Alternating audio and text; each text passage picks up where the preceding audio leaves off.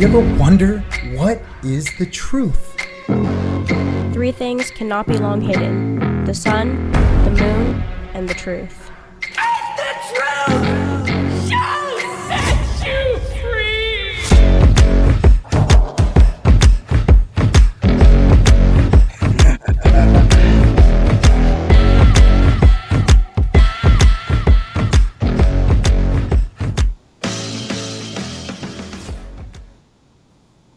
All right, guys. Welcome to Point Blank Truth, episode 56. Now, this is a little bit different, okay? We're going to start doing a segment that we're going to call Veterans Talk.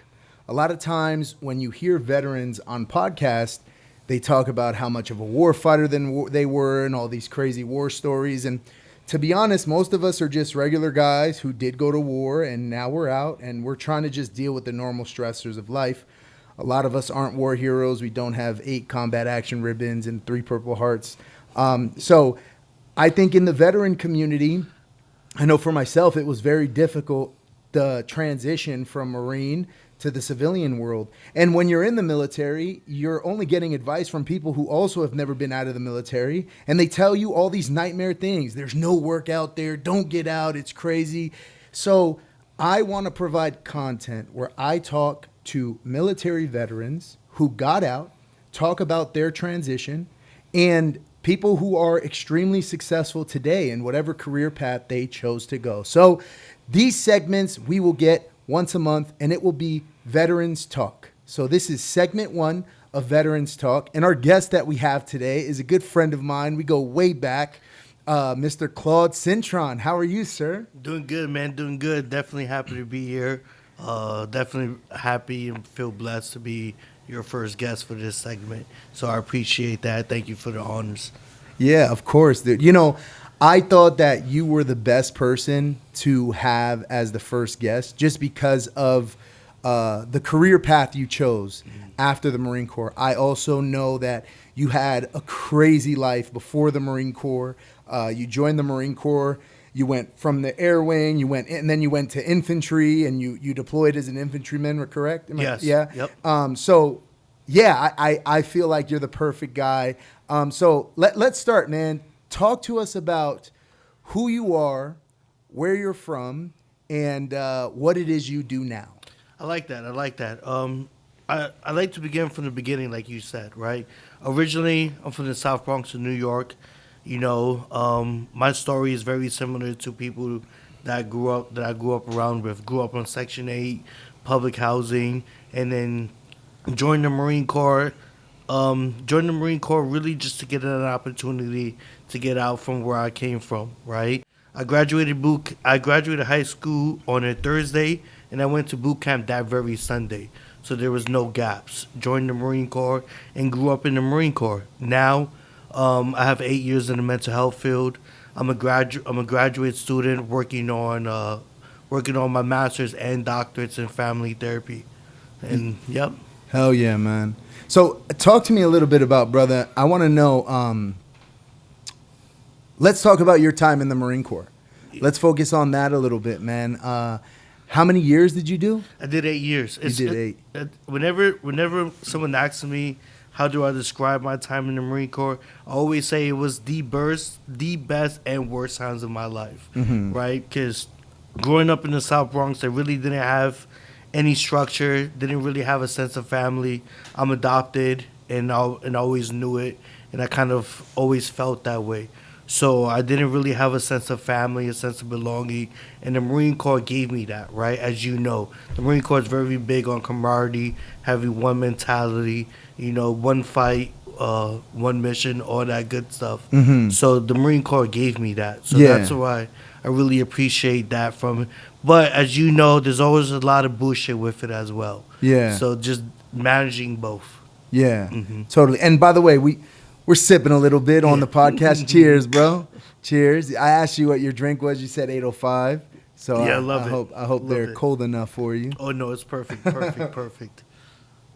All right, man. So, you know, you and I, we were in the air wing together when we first came in, basically like the first half of our time in the Marine Corps.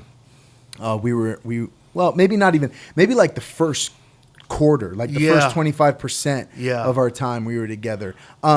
I never really even talked to you about like what was it that made you lap move? What was it that made you switch from being AOS, aviation operations specialist, to infantryman? Honestly, I never wanted to be. I always wanted to be a grunt from the jump. But if I'm being completely transparent, completely honest, my mother didn't want to sign the contract for infantry. My recruiter made me a deal. He was like, "Hey man, just sign this." It was like legal admin because my mother thought I was going to be like a lawyer in the Marine Corps or something like that. And he was like, "Hey, once you get in there, try and lap move." I tried to lap move in boot camp. They told me no. I tried to lap move in MCT. They told me no. I tried to fail out in MOS school. I don't know if you remember that. In MOS school, and they told me, "Hey, if you fell out, you're gonna get kicked out." And I was like, "Oops." So, so that didn't work out. So once I hit that 2-year mark, that 2.5 year mark, I put in a re-enlistment package to lap move, and I finally got my wish to be a grunt. Yeah. Mm-hmm. So what was that like? So when you went from the air wing to being infantryman, what did that transition look like for you? It was a huge culture shock, man. It was probably one of the second biggest culture shocks in my life. The first one coming from New York into California. It was a huge culture shock. It's just you remember how the air wing was. Yeah. Super laid back. You talk to officers and NCOs like it's nothing. Shit, in the infantry, if you're a senior lance corporal, you're damn near a sergeant in the air wing. you know, so Yeah. it was just a lot more discipline, a lot more structure. But what rank were you when you did that? I was a lance. I was a lance. Okay. I was a lance. Just for transparency, I had a little bit too much fun in the Marine Corps. So, I was just, we're being honest, man. How I was. I was a wild dude. Yeah, I did a lot of stupid shit. I was Yeah. very immature. I remember. Yeah. I mean, we both were. We both were. Yeah. But you were a lot more mature than I was. Yeah. You was a lot more mature. I was a wild kid. Just yeah. So Yeah. I was a lance when I re-enlisted, and then and it was just. It was a huge culture shock, but it was everything that I wanted. But I wish I would have had the opportunity to do it from the jump, just because how vastly different the cultures was. Yeah, and just because how my body was during that time. I see. Stuff. Yeah. So yeah, it was much more difficult for you to go because you had the lap move, and then you had to go to ITB, right? You had to go to infantry training battalion. I had to go to SOI. Yeah, I had to go to SOI, and I had to deal with the stigma of being the pogue to a grunt. Yeah. And I had to prove myself all over again. Right. And you remember me, I was a hothead growing up. Yeah. So just, you know what I'm saying, dealing with that, dealing with my own identity, my identity vastly changing, which we'll talk about, I'm sure, later in the podcast, how important identity is when you're in and when you get out. Yeah. But just dealing with all of that, having to reprove myself, show people that I do belong here, I am worth it. Yeah. So here you are, you're this young kid from the Bronx, coming from like the gutter, you know what I mean, and struggling, and you join the Marine Corps, and you end up joining the Air Wing.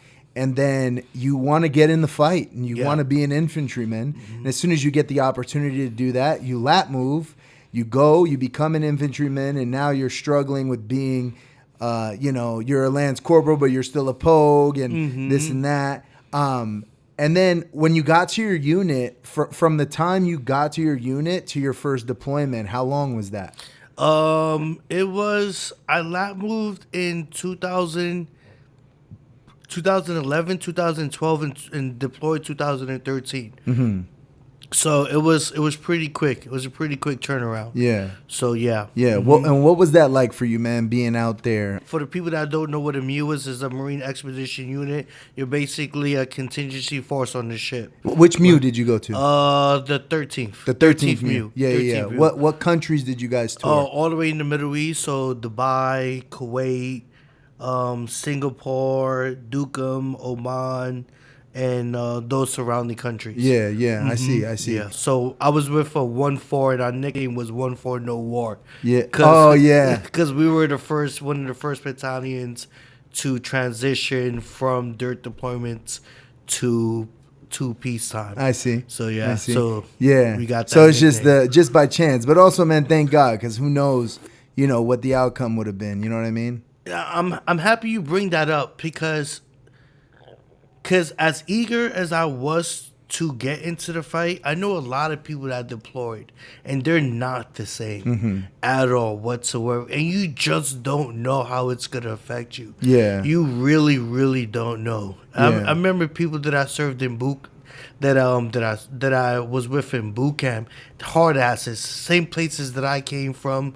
You know what I'm saying? Went to deployed, had multiple deployments overseas, Afghanistan, and they're just not the same, man. They're still struggling to this day. And it's like, and now me working in the mental health field, my insight is a lot greater into what that really does to you. And it's like a blessing in disguise, as I call it, right? Yeah. As eager as we want to deploy, I mean, you got the opportunity, Yeah, but as yeah. eager as I wanted to actually deploy and be in a fight, like I said, it's a blessing in disguise because who knows how it would have impacted me. Yeah. Yeah, and I think that's the biggest thing, right? It's like, it's chance, dog. I mean, it's total chance, It depends what unit you go to, what job you're doing, but like... Especially during the time that we were in, because it was hit or miss. It was either you were still deploying or you were peacetime. Yeah.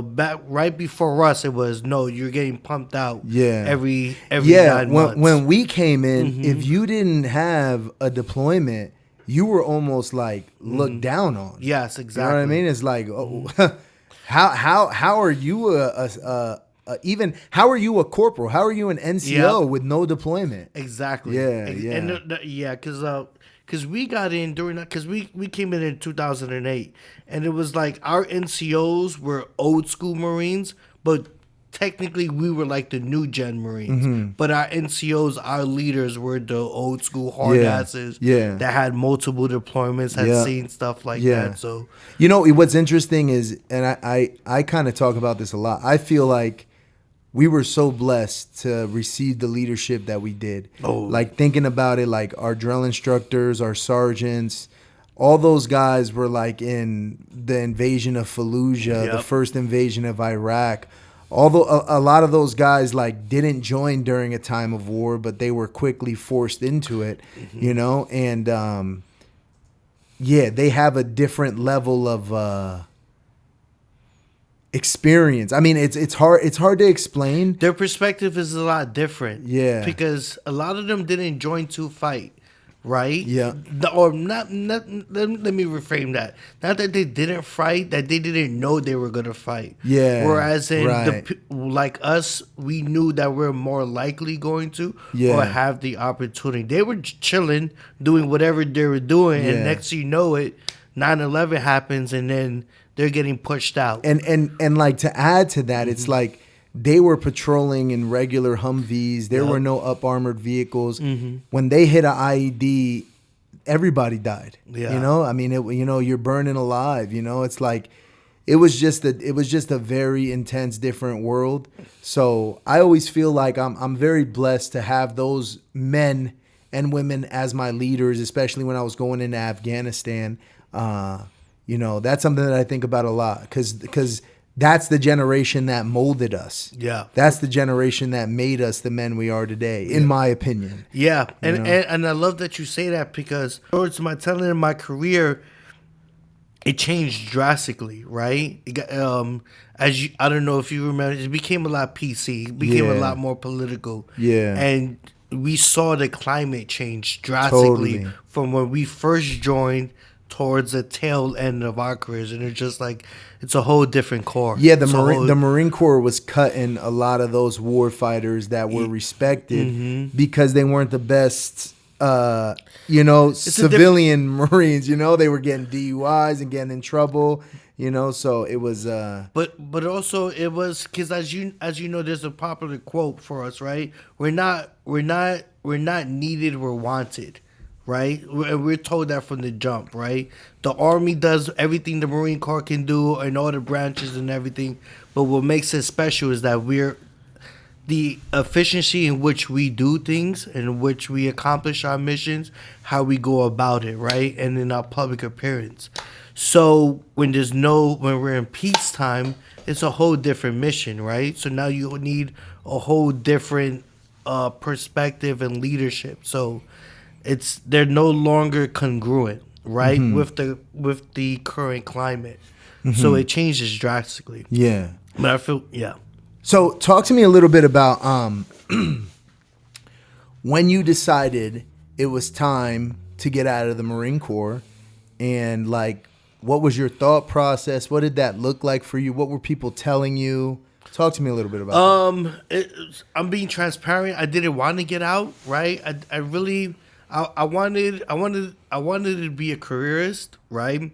But it just didn't happen that way, right? So I got out in 2016, and not that I was scared, I just didn't know, because you go to TAF Temps, and for the casual listener that doesn't know that's not familiar with Marine military terms, TAF Temps is a 2-week period in which you have to transition, right? You go to classes, but during those classes, all you're doing is resume building, learning how to interview, all that good stuff. Yeah, and they bring people in from companies and tell you like, we're hiring military people. Exactly. And yeah. You know, man, I don't know, because they send all Marines, for the listeners, they send all Marines to this transitional school. It's like a week, right? It's like a week or two. Yeah, it might be. I think it's 2 weeks now. 2 weeks sounds but right. It's a week. Yeah. Yeah, it's a week or two. And I'm sure it's improved. So I'm not trying to bash it, but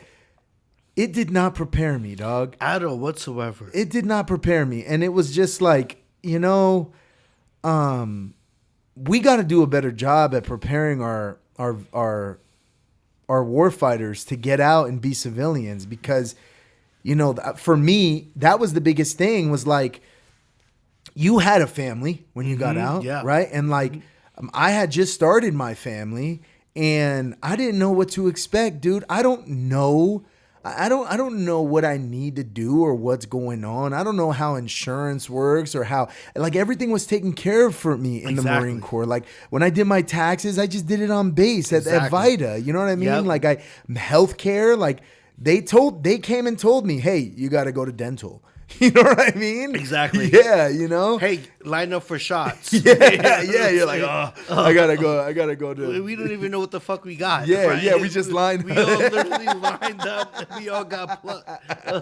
Yeah, I tell people all the time, I got the flu shot like 4 times in 1 year. Sometimes it's like, dude, you're on the hit list for the flu shot. I did it last week. They're like, you're still on the hit list. Sorry. You're like, all right. Once you turn 21, you got your wisdom teeth pulled out. Yeah, nah, they didn't touch mine. They I didn't still touch got mine. yours? Yeah, Oh, yeah. No, our whole. Once I turned 21, my whole company. Oh shit! Every boom, teeth pulled. But immediately. But the thing is, like, when I got out, it was a terrifying experience for me, man. Yeah. And like, it took me 2 years, easily 2 years, to really kind of like get used to what life looked like, you know? And even then, I was in college. So then when I got out of college, now I got to look for work. That was another transition that I had to like adjust to. And veterans struggle a lot, dude. The suicide rate is through the roof. And I don't know, what's your opinion on what is it that you think needs to change to help our veterans transition? Well, let's look at it from a macro level, right? When you're in the Marine Corps, right, or in the service, right? But when you're in the service, you're given an identity, right? You're told, like we talked about, you're told what to do, when to do it, how to do it, right? You know who you are as an individual, and there's no wiggle room, right? And that's especially true in the Marine Corps, especially in the infantry, because you have to have one mentality. So everyone's on the same page. Everyone knows how to act, right? And the people around you, they become family, right? What will happen if I just took your kids away from you, your wife away from you, and then I moved you to Arkansas? What would happen to you? I would have to adapt to that. You would have to adapt, but I'd be stressed. You'd be stressed, right? And if no one taught you how, right, you would just you'd be a fish on dry land, right? Just flapping around. Yeah. Right. So what happens is, especially in the Marine Corps, right? I emphasize the Marine Corps only because if you look at the Bureau of Labor Statistics and you look at the average age of a Marine, it's the youngest compared to all, right? To really? all the service, yes. The average age is like 20 to 21. Right? You're talking about active duty Marine. Active duty Marine. The average age is 20 to 21, and that's the youngest 20s. of all the branches. Yep, it's early 20s. Wow. Right, and it's the youngest of all the branches. Right. You, as you may or may not know, your brain is not even fully developed until you're 25. Right. Your prefrontal cortex. Your prefrontal cortex is controlled of emotional regulation and your personality. Right. So that's not even fully developed. Right. So that gets so let's say if you do 4 years, right? 19, 21, 22, you're 22 years old, right? And now you're stripped of your identity of who you are. And in the Marine and then the military doesn't as much training as they invest into you to make you into this warfighter, to make you into this weapon, right? Because we're taught our bodies, our mind is a weapon, right? And for a lot of us, that's especially true. Because in order to go forward, deploy, and pull that trigger, you have to have a certain mentality to pull that trigger and then move on with your life, right? The average person cannot do that unless they have the training. So you invest all this time to form a weapon, and then you kick them out. You don't teach them interpersonal skills. You don't teach them communication skills. You don't teach them about separation anxiety, PTSD, depression. Because, that's all bullshit in the Marine Corps. Suck it up, Marine. Exactly, yeah. Right? Exactly. Or what do they tell you? Change your socks, drink water. Yeah. Right? Yeah. You're sick, change your socks, drink water. Yeah. Right? But it's not consistent when you get out, right? Yeah. And I hope I'm not hogging it. I want to tell this quick story. No, dude. This is your episode, dude. You're the guest. So please. I want to. I'm not going to say his name, but I know a young Marine, right? A young Marine. He was a guy under me, right? He gets out. He does 4 years, gets out, and he calls me. And he's like, "Hey, Cintron, guess what?" I'm like, "Hey, what's up, dude?" He's like, "I just got out of jail." And I'm like, "Hey, what the fuck happened?" And he's like, "Oh, I went to a bar. I got drunk." He said I drank a little bit too much, put my car keys in my backpack, and I was like, fuck it, I was just gonna wreck it home. I was like, how, typical like vet stuff, right? He said he goes outside the bar, see a bunch of group of 3 or 4 guys arguing, just talking shit to each other, right? So he jumps in, starts talking shit with them. He's like, yeah, I just wanted to talk shit like we used to do in the Marine Corps. They jumped him. Right, but he emphasized that he beat one of them up really bad, and he was the one that got arrested. In his head, he really felt like he did nothing wrong. Cause how do we play and interact in a service? We all fuck around. We all, you know what I'm saying? We all joke around and stuff like that. No one talks. Especially when you're drunk, like like shit talking and getting a little rough. You remember our barracks? You remember our barracks brawls? The whole barracks would be on it. Right? It'll be like 4 or 5 different rooms just fighting. Just, you know what I'm saying? Yeah. We've got even I miss that shit sometimes. Dog. Exactly, right? But it's how we interacted, right? Yeah. No one teaches you that's consistent. No one teaches you that's not appropriate as a civilian. So he's stuck in that mind state because, like I said, we emphasize so much on building this identity, this weapon. but we don't even do a quarter or a third investment into transitioning you back. So that's why you have these veterans that get out and they struggle. Yeah. Right? Because they don't have the adequate skills to be a civilian, right? Yeah. And they don't have the resources. A lot of resources also, as you know, if you experience, is the word of mouth. We had a conversation earlier, and I was like, "Hey, when you get that 100%, your wife qualifies your Diablo." Yeah. And you were like, "Hey, what?" Yeah, You know what I I'm saying? didn't Why even is know. that exactly? Yeah. A lot of the resources I know of word of mouth. Why is this not advertised? Right. Right. When I was going through what I was going Because through, it's not beneficial to the system. Ex- And what a lot of people don't know is that when veterans get out and you try to do your disability claim, is the VA does everything they can to just give To you low- the minimum. to Yeah, they lowball lowball you. you. They Yeah, lowball you. 100, bro.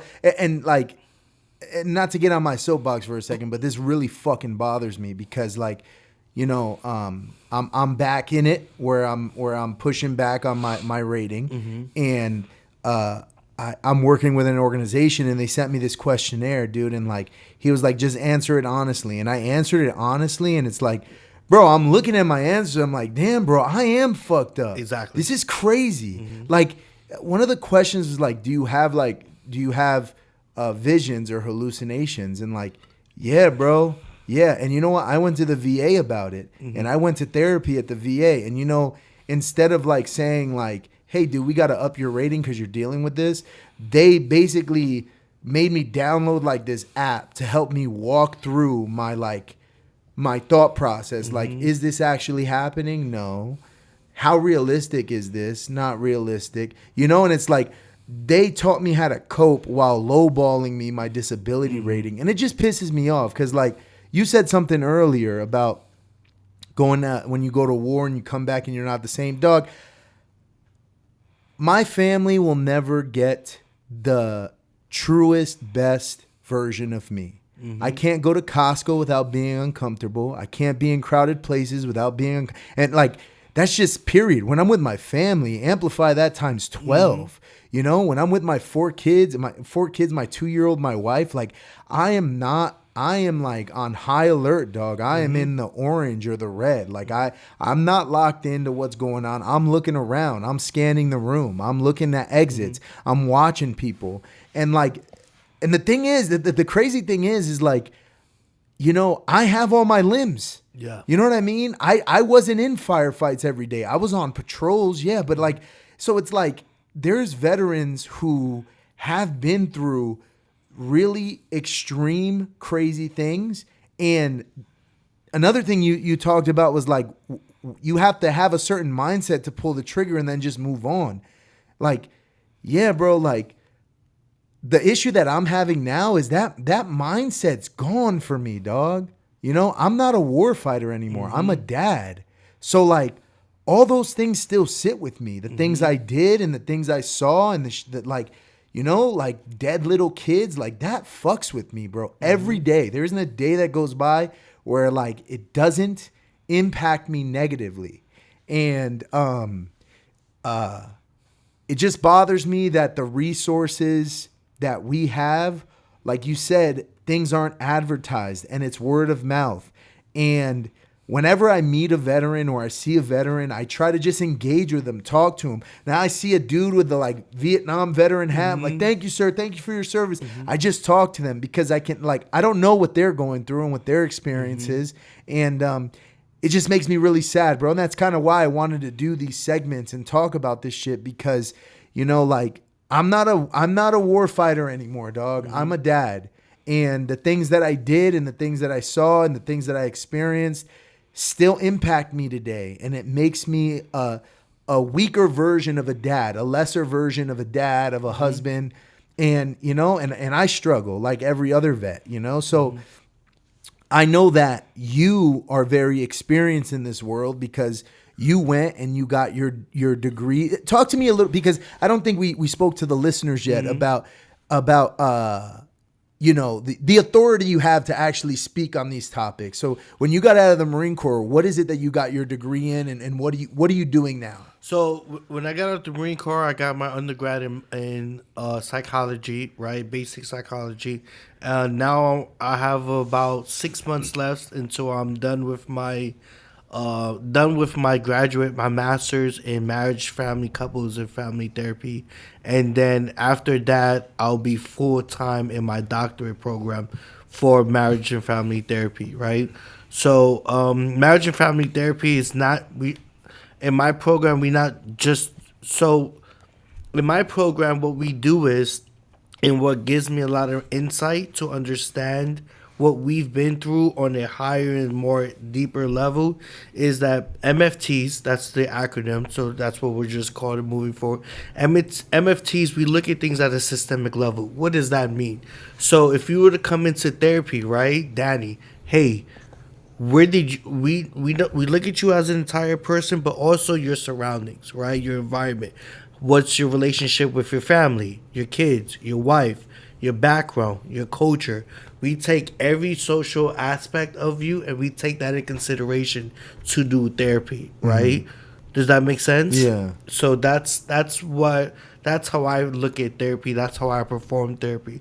So I've worked in the field for 8 years at different capacities. I've started my mental health career working in the ER at Tri-City Hospital. Worked at it's called a IMD. It's like what you think of a stereotypical psych ward is, right? I worked there. We moved to Florida, did a brief stint in Florida in which I worked at it's a dual diagnosis substance use treatment, so people struggling with addiction. Did that for a year. And then I worked in as a clinical case manager doing therapy and case management with the homeless population in downtown San Diego. I did that for 4 years. Yeah, I remember you talked to me about that. I did that for 4 years, going out into the communities, going out to the homeless communities, working, introducing them to resources while doing individual counseling with them. And now I'm actually doing individual. I work at a outpatient. It's another county funded program, and I'm doing individual therapy with kids with Medi-Cal. So I don't know how to be. It's like, if you're a Medi-Cal, then you know what I'm saying. If you're a Medi-Cal, low income families, doing individual therapy with kids. So I see kids anywhere. Right now my caseload's about 10, and I see kids that have severe anxiety, depression, PTSD actually, and spectrum, so autism and all the other spectrum disorders. So I feel like I'm very well versed, but I'm also very humble in my career. I still know I have a lot to go to, a lot of growth to do, and I'm actually in the process of opening up a gym for veterans, service members, and first responders, in which it's going to be a gym. But at the gym, when you come to the gym, part of your package is to get individual counseling and individual therapy and group therapy. So the goal is to teach, so like we've kind of been talking about, right? Learning those soft skills, learning those communication skills, learning those interpersonal skills that you don't learn when you get out, in order to reduce the suicide rates and just help veterans, first responders to manage their emotions and all that other good stuff. Yeah. That's my spiel on that's dope, Yeah. bro. So where are you looking at opening up this gym, like for veterans that North County, North County, San Diego. North County, yeah, like the Oceanside, Carlsbad area, just because Camp Pendleton, the biggest base that the Marine Corps has, and just that area. Yeah. I just love North County. Yeah. We're looking at North County, possibly San Diego as well, because Southern California in general has. I want to go as far as to say, and please fact check me on this, it has the biggest veteran population in the nation. Yeah, it's just because. Yeah, I think California in general has the largest veteran population. Because you think about California as a landmass, is so huge. Yeah, and we have so many bases across the different services. Yeah, Right? yeah. Look at Coronado. Yeah. Coronado is huge for the Navy and Yeah. stuff like that. So, yeah. That's dope, man. What was it that made? Well, that's a loaded question. Go ahead. Was it your military service and your experience and like, because like for example, everything I just kind of like, I poured my heart out a little just now. I got emotional, but I've had this conversation with you in person over the phone. I've talked to you about the things that I kind of struggle with. Was it that made you want to do this, just knowing that veterans are struggling and you want to help out where you can? Or was it your experience? Like, what was it that was like, I think this is what I want to do? Honestly, if I'm being completely transparent, I didn't want to work with veterans at all whatsoever. I was like, nope, I don't want to do it. I was like, I don't want to do it. I didn't want to do it. But it wasn't until I got into my own mental health journey and I increased my insight into why. Why does Claude not want to work with veterans? And when I sat down with myself, in the therapy world, we call it countertransference. Are you familiar with that? Nah. Countertransference is when, let's say you and I are sitting down in a session, right? And let's say something that you do that triggers an emotional response from me, right? Yeah. That's called countertransference, right? So it wasn't until I did my own deep dive and was just like, whoa, where is this coming from, right? And then I was able to sit down, process it, and work on it, and I was able to overcome that, right? And it was like we talked about the sense of identity, of fulfillment and stuff like that. So once I worked on this and then my perceptive changed, and I was like, who's, and I'm not to be braggadocious, but who better to support veterans than myself? I have a lot of personal lived experience. I did 8 years in the Marine Corps. I struggled when I first got out like you did. You know what I'm saying? And I did everything that I was supposed to be doing. I went to therapy. I did the work, and then I fell in love again with myself and my community, the veteran service community, and that motivated me now to provide back to my community and give back. So let me ask you, how long has it been since you got out? I got out in 2016. I'm horrible at math. That's why I'm a therapist. So 9 years. So you got years. out 9 years Yes. ago. Mm-hmm. Okay. When you got out, did you see yourself where you are now? Or did you just say, I'm going to take this path and just see where it takes me? I always known I wanted to work with. So initially when I got out, and it became permanent, right? When I knew I wasn't going to go back in. I initially wanted to be a forensic psychologist. I tell everyone I love Law and Order SVU, and I wanted to be the Asian dude that did the interviews and stuff like that. Yeah.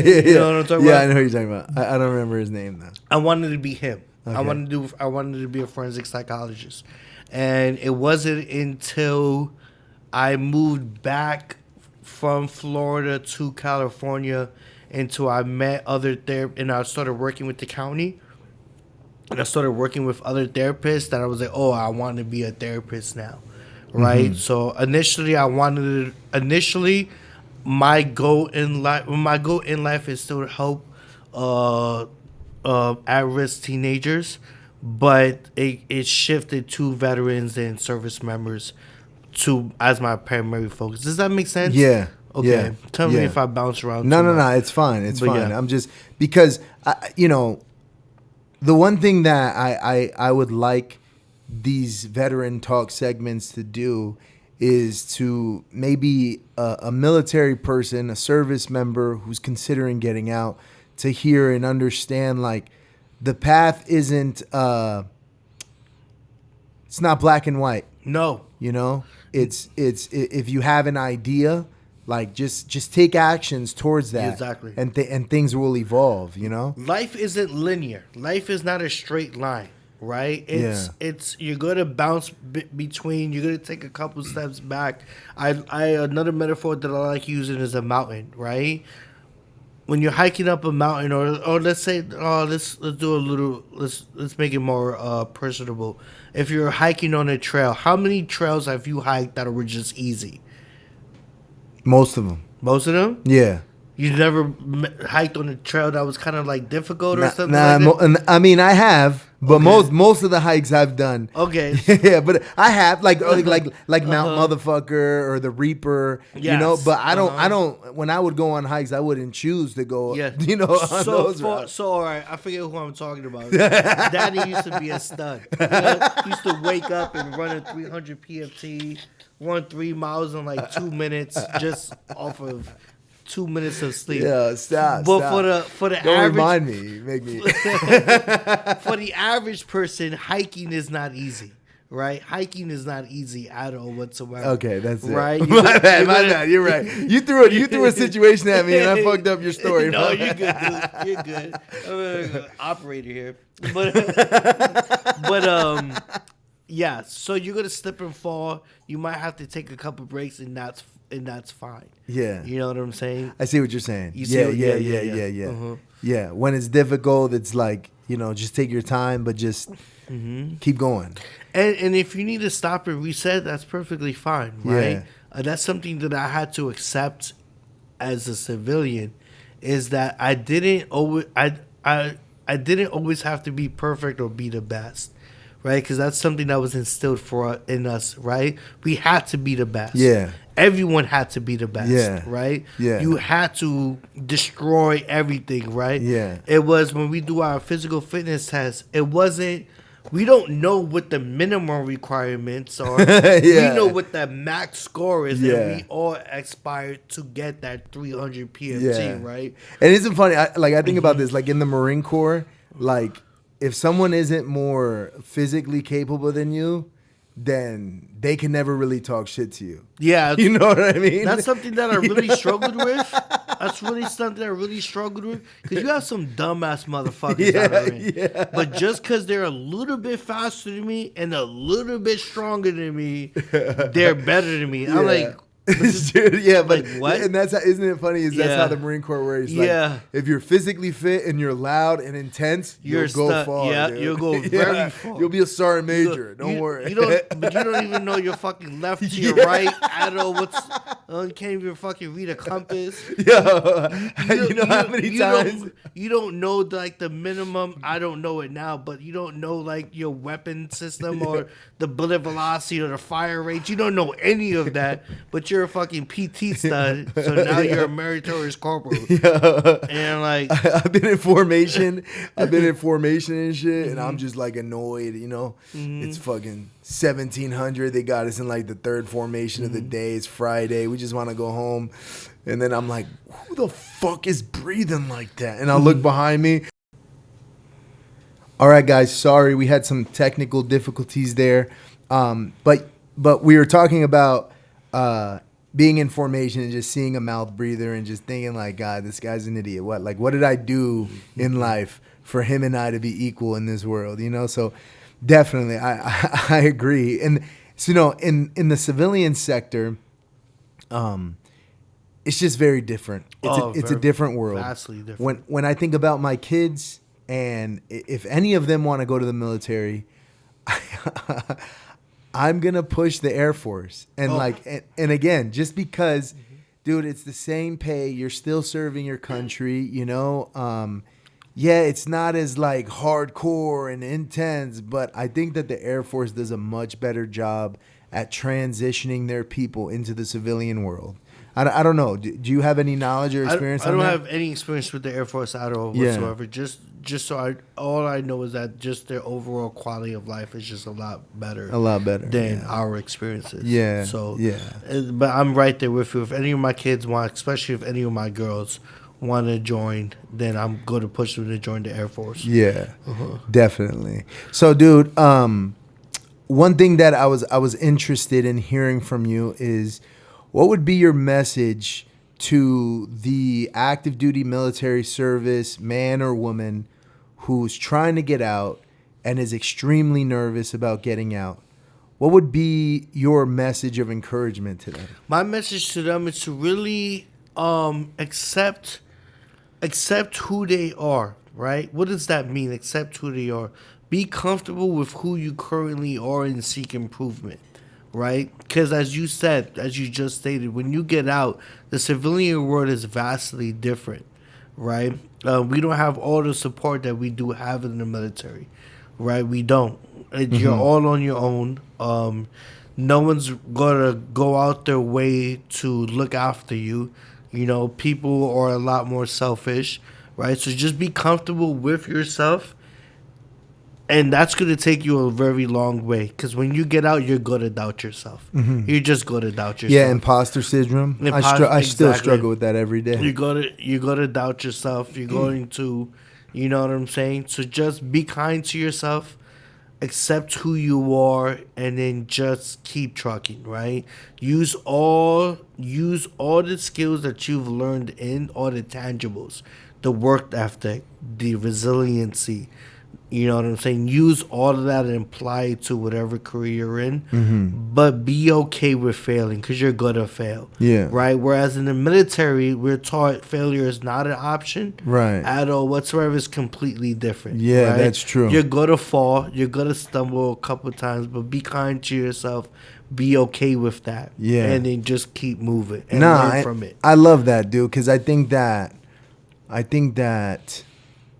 learning how to, in the civilian sector, like learn how to accept failure, because it's a reality that's okay in this world.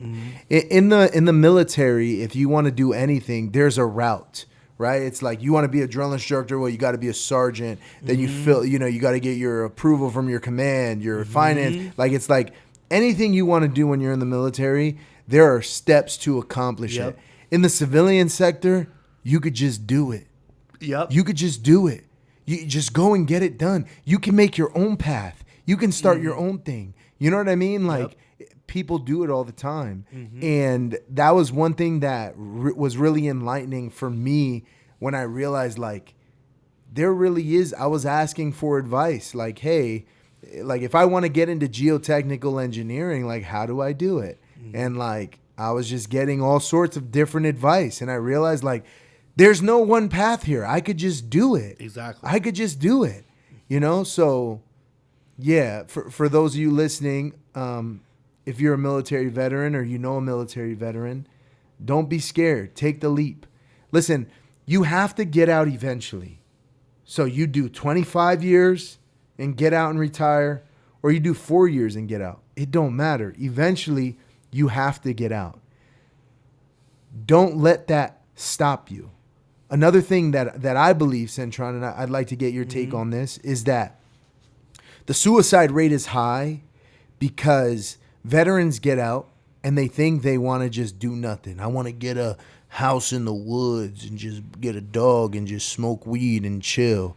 And I think that those are the first ones that end up dealing with the suicidal thoughts. Those thoughts are going to come. I think that, especially as Marines, if you stood on the yellow footprints, boot camp does a good job at waking up that war fighter inside of us. And I think that once you wake up that war fighter, there really is no putting that person to sleep. And you need to constantly feed that thing a battle. But in the civilian sector, I found myself reorienting my mind of like, okay, I got an exam today. I'm a destroy this test. That test is the enemy. I constantly charged the hill, but it was a different hill that I was charging. And that helped me really get through it, even through the dark times where I think a lot of veterans don't have a purpose anymore and they feel empty and they feel lost. And I think that warfighter inside of us turns on us, dude. And I think that, you know, it's a real ugly world. I don't know. What are your thoughts on that? I agree with the last thing you said about the purpose, right? About not having a purpose anymore and turning off that switch, right? Because when we're in, that switch is always on 24/7 because it has to be, right? As you just stated, we have a purpose, we have a mission, and it's go, go, go, go, go, go, right? And a lot of veterans struggle with turning that off, right? Or, as you said, reframing it. Not everyone's able to reframe it and redirect it to another mission, right? Whether it's school, transitioning, a new job, etc.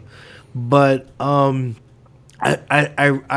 truly believe that it has a lot to do with identity, right? Because it's what we are 24/7, right? When we're served, right? Look at it from this point. When we're told wearing civilian attire, regular clothing, is a privilege, Yeah, that's right? true. Yeah. You know what I'm saying? And then when we're technically speaking, right, when we're wearing civilian clothes, we even taught how to dress. What's the proper civilian wear for? You have to wear a belt. A belt. You can't wear any shorts unless they are like khaki shorts. It has to be a collared It has shirt. to be a collared shirt. It has to be tucked in. Uh-huh. You have to shave every day. Exactly. You have to have a haircut. And that's technically proper civilian wear. And right? it's a privilege to and for it's a us. privilege, and that's a privilege, right?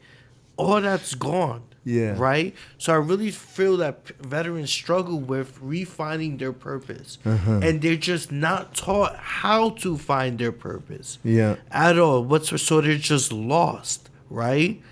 They're just lost and they don't know what to do at all whatsoever. And then they just go back to whatever they were doing before. Or they try and self-medicate with substances and alcohol and you know what I'm saying? This is downhill for them. And the lack of resources that are advertised, you know? Yeah. And another thing that I want to mention is asking for help. When you get out, it's okay to ask for help, right? We have to be comfortable with asking for help, right? When we're in, what are we told to do? Figure it out. Yeah. Right? Figure that shit out. You know what I'm saying? What's that one story that everybody references where that Lance Corporal had to Message to Garcia. Yeah, message to Garcia, Marine. Message to Garcia. Exactly. When a young Marine is given a message and is like, deliver this to Garcia. Yeah. Who the fuck is Garcia? Yeah, right? yeah. And that's when you get out. Who the fuck is Garcia? Yeah. What is the message, right? What is the new mission?